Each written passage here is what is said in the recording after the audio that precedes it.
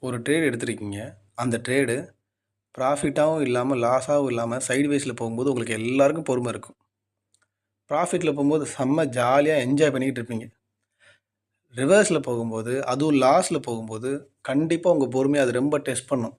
அந்த மாதிரி சுச்சுவேஷனில் என்ன பண்ணணும் அப்படின்னா, எதுவும் யோசிக்காதீங்க. அந்த ஒவ்வொரு செகண்டையும் உட்காந்து அப்சர்வ் பண்ணுங்கள். மார்க்கெட் சார்ட்டை விட்டு எந்திரிச்சு போகிறதோ, சார்ட்டை ஆஃப் பண்ணிட்டு போகிறதோ, லேப்டாப்பை ஷட் டவுன் பண்ணிட்டு போகிறதோ எதுவுமே பண்ணாதீங்க. போய் பாட்டு கேட்குறதோ, மோட்டிவேஷன் வீடியோ கேட்குறதோ எதுவுமே வேணாம். அமைதியாக காமாக லேப்டாப் முன்னாடி உட்காருங்க.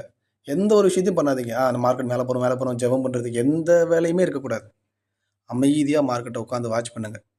ஏன், எதனால், இங்கே என்ன மொமெண்டம் நடக்குதுன்னு தெரிஞ்சுக்கோங்க. நீங்கள் உண்மையாகவே ஒரு பர்ஃபெக்டான ஸ்ட்ராட்டஜி வச்சுருந்தீங்கன்னா இது குட் லாஸா பேட் லாஸான்னு யோசிச்சுக்கோங்க.